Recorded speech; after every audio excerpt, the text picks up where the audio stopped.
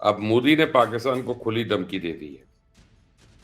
दिल्ली में लाल किले के बाहर धमाका सीएनजी सिलेंडर फटने से हुआ, लेकिन भारत इस हादसे को दहशतगर्द हमला साबित करने और पाकिस्तान के साथ इसका ताल्लुक जोड़ने की सरतोड़ कोशिश कर रहा है।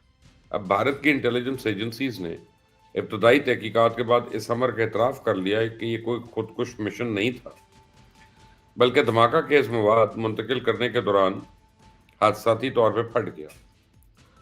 लेकिन भारतीय जनता पूछ रही है, अगर ये धमाका सिलेंडर की बजाय बारूदी मवाद फटने से हुआ है तो फिर सड़क पे कोई गड़ा क्यों नहीं बना? लोग सवाल उठा रहे हैं कि अगर ये दहशतगर्द हमला था तो क्या अजीत डोभाल सोया हुआ था? लोग मोदी सरकार से मुतालबा कर रहे हैं या तो अपनी इंटेलिजेंस नाकामी का एतराफ करे या फिर इस बात का इकरार करे कि धमाका दरअसल बिहार का इलेक्शन जीतने का एक स्टंट था। अब ऑपोजिशन के अरकान जो है अरकान पार्लियामेंट, वो तो अब खुलकर मोदी सरकार से इस्तीफे का मुतालबा करना शुरू हो गए। सुने जरा। आप देखिए चुनाव में किसको फायदा और किसको नुकसान होता है इस तरह की घटनाओं से। ये इसका आकलन करके इसके पीछे की बातों को समझने की कोशिश कीजिए। हमारे मीडिया, यहाँ तक कि गोदी मीडिया ने भी रिपोर्ट किया कि दिल्ली धमाका सीएनजी सिलेंडर फटने से हुआ, लेकिन अचानक मीडिया पर उसका ब्लैकआउट हो गया। राह के लोग सबको ये खबर चलाने से रोक रहे हैं। क्या ये एक नए फॉल्स फ्लैग की तैयारी है? तो दिल्ली धमाका मोदी सरकार का रवायती स्टंट ही है, इसलिए आज भारत भर में मुसलमानों के खिलाफ क्रैकडाउन शुरू हो चुका है। उत्तर प्रदेश के तमाम शहरों में मुसलमानों की आबादियों पर छापे मारे जा रहे हैं। रेलवे स्टेशन पर आने वाले मुसलमान मुसाफिरों से कड़ी पूछताछ की जा रही है। चलती ट्रेन में तलाशी के नाम पे मुसलमान मुसाफिरों से तौहीन आमेज सलूक किया जा रहा है। और इस शर्मनाक अमल पर अगर कोई शख्स सोशल मीडिया पे सदाए एहतजाज बुलंद करे या दिल्ली धमाके को इलेक्शन स्टंट करार दे तो उसको पकड़ के हवालात में डाल देते हैं। आप अपनी स्क्रीन पर लखनऊ के एक बारिश हेडमास्टर की गिरफ्तारी का मंजर देख सकते हैं। इसका कसूर सिर्फ इतना है कि उसने दिल्ली धमाके की टाइमिंग पे सवाल उठाया था।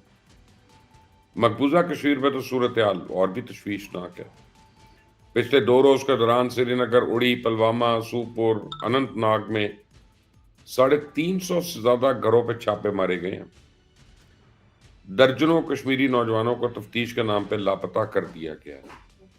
और ये जालिमाना क्रैकडाउन इस बात का सबूत है कि शैतान मोदी ने हस्ब रवायत एक बार फिर अपनी नाकामी का एतराफ करने की बजाय तबले जंग बजा दिया।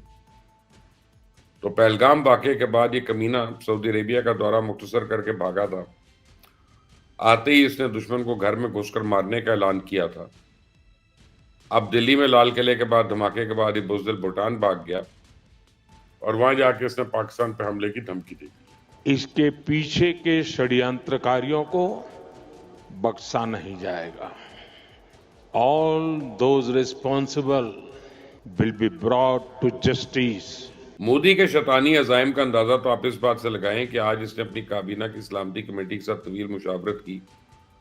अजीत डोभाल और अमित शाह ने उसे अलहदा से भी ब्रीफिंग दी और दूसरी तरफ भारतीय सेना रेड अलर्ट पे आ चुकी है। अगले 2 दिन इंतहाई अहम है और लगता है इस दौरान भारत कोई भी बेवकूफ़ी कर सकता है। तो इंडियन एयरफोर्स ने 13 नवंबर के लिए एक नया नोटिम जारी किया, जिसके तहत इंडिया की फ़िज़ाई हदूद आर्जी तौर पर बंद रहेंगी, जबकि उत्तर प्रदेश और मध्य प्रदेश में कमर्शियल परवाज़ों के लिए नए रूट्स मुख्तस कर दिए गए। LOC के आसपास भी इंडियन ड्रोन्स मुसलसल परवाजें कर रहे हैं। गोदी मीडिया भारतीय सेना की इन सरगर्मियों को जंगी इकदामात के तौर पर पेश कर रहा है। किसी टॉक शो में बिहार इलेक्शन या अमेरिका के साथ ट्रेड डील के बारे में बात नहीं हो रही है और इन अवामी इशूज के बजाय गोदी मीडिया के एंकर दिन रात पाकिस्तान के खिलाफ जहर उगल रहे हैं। भारत के रिटायर्ड जनरल मोदी सरकार से मुतालबा कर रहे हैं कि वो पाकिस्तान पे फैसला कुन वार करे। मैं आपको जनरल बख्शी की गुफ्तगू सुनाता हूँ। सुने जरा ये लोग पाकिस्तान दुश्मनी में किस कदर पागल हो चुके हैं। पाकिस्तान ने दुस्साहस किया है, बहुत बड़ा। ये आसानी में नज़रअंदाज नहीं किया जा सकता। Pakistan should be prepared for what comes next. ऐसा नहीं है कि पाकिस्तान की मुसल्लह अफवाज भारत के अज़ाइम से वाकिफ नहीं है। पाकिस्तान के खुफिया इदारों की भारतीय सेना की हर चाल की गहरी नज़र है। दिल्ली से काबुल आजकल जिस इमदादी सामान की तरसील हो रही है उसके बारे में भी हमें पूरी खबर है। हमें पता है कौन से हथियार, कौन से ड्रोन्स और कौन से एंटी एयरक्राफ्ट गन्स वहां पहुंचाई जा रही हैं। कल इस्लामाबाद कचहरी में जो बुज़दिलाना हमला किया गया वो इसी सिलसिले की एक कड़ी थी। ये खुदकुश हमला दरअसल भारत की जानिब से एक पैगाम था और भारत के शैतानी इरादों को भाप कर पाक फिजाइया ने 12 और 13 नवंबर के लिए नया नोटम जारी कर दिया ताकि इंडिया या इसके इत्तेहादी अफगानिस्तान अगर कोई दोबारा हिमाकत करें तो बिला ताकीर उनको जवाब मिले। पहले हम इनसे एक एक करके निपटते थे, अब इंशाल्लाह एक ही झटके में इनके होश ठिकाने लगाएंगे। मैं आपको बताऊं कि अकेला पाकिस्तान ही अफगानिस्तान से तंग नहीं है। पाकिस्तान की तरह अफगानिस्तान के दूसरे हमसाए भी उससे खाइफ है। काबुल इंतजामिया जिस तरह पाकिस्तान के खिलाफ टीटीपी की सरपरस्ती करती है उसी तरह उसने Iran, Uzbekistan, Turkmenistan, China, Tajikistan के खिलाफ मुख्तलिफ दहशतगर्द गिरोह पाल रखे हैं। तो इसराइल के साथ जंग के दौरान अफगानिस्तान ने ईरान की तो कमर ही तोड़ दी थी। इन नमक हरामों ने ईरानी जर्नैल और एटमी साइंसदानों के साथ अहम हुकूमती शख्सियात के बारे में भी मालूमात 100 और $200 के एवज मोसाद को बेच दी। उन्हें मालूमात की बुनियाद पर इसराइल ने एक ही दिन में ईरान की आला तरीन क़यादत को शहीद कर दिया। तो ईरान ने इन इंसान फरामोशों को अपना मुसलमान भाई समझकर पनाह दी थी, लेकिन जंग खत्म होते ही ईरान ने अपनी सरजमीन से उनको निकाल बाहर किया।